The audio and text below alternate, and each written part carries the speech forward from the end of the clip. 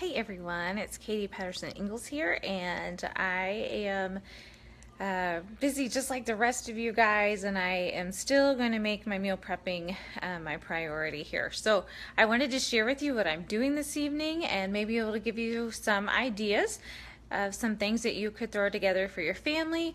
I know that there's so many holiday things going on, and it's very easy for us to be eating on all that candy and deliciousness that there is. But I want to make sure that when I come home from work and the holiday parties we're having and different things like that, I want to make sure that there is a good meal still for us that's clean and is going to help keep us in check and me in check. Because you know what? We all have goals, right? And I really want to make sure that I am staying on track with mine. So I am going to make it very simple because there's a lot going on, and so I really knew that I only needed 2 meals basically for our family this week, and I picked something that I would only have to make and there would be leftovers. So basically I have 2 things that'll be meals for 4 nights before all the craziness starts this coming weekend. Okay, so meatloaf, that is something that my family loves, and it goes over very well. And the next night, if they don't want it to be warmed up, then they can just have it as a meatloaf sandwich, and that makes them very happy that way too. And so I have a recipe that is sage meatloaf, and so really it's basically just your oatmeal and your egg and your hamburger and sage in there and some onion and salt and pepper and some tomato juice. That simple. If you don't want to use tomato juice, you can use milk. And I'll be honest, I don't really necessarily measure that much. I just dump it in there until it's the right consistency, and then I'll be throwing that in the oven. And so that'll be ready to go. What am I going to have with it? Some sweet potatoes. I'll be either baking these, or I haven't decided, or I'm just going to slice them up like I do sometimes and then put them on a sheet, and I'll drizzle some coconut oil, or you can do, of course, vegetable or olive oil on them and salt and pepper, and then bake them for about 20 to 30 minutes until they're tender. So I may do that way, or I just may put them in some tin foil and bake them. And those of you who have watched me for a while, we like spinach. Here's my spinach. This is actually my favorite, the baby spring mix. So it has a nice mixture of sweet, tender baby leaves that also with the spinach. So that's a meal right there.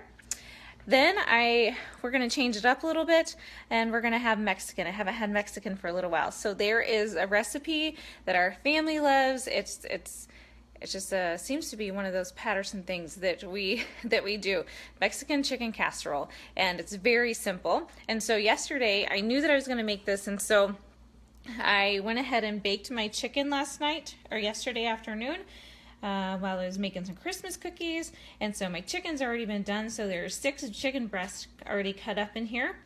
Lots of times these kinds of casseroles call for cream of this, cream of that, and there are so many casseroles that are like that, and they can be made much healthier for you and still be delicious. Okay, so instead of the cream and mushroom soup, I will be in this different soups that there are. I'll be using the plain not fat yogurt. That's going to be a nice replacement. And what this also calls for, and then it calls for green onion and green pepper and chopped onion and rotel. And then what you're going to do is layer it with Doritos. That's what they call for, Doritos. Okay, but look at these really cool chips that I found. White bean chips, nacho cheese.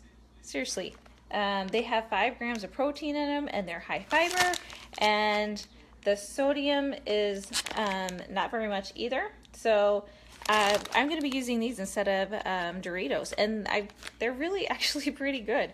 So there's just a couple little tweaks that I am putting on to our recipe that we used to do to make it a little bit healthier, and everyone is still going to be happy.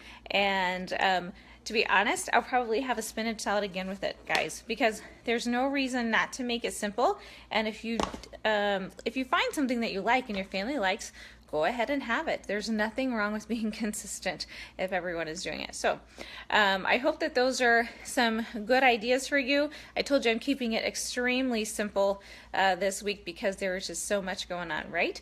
And I know we're going to have a meal that is ready for us and for us to get on to the next thing. So that is, I'm actually going to go ahead and share below the Mexican chicken casserole recipe with you guys because that's something different that I haven't shared before and it's so good.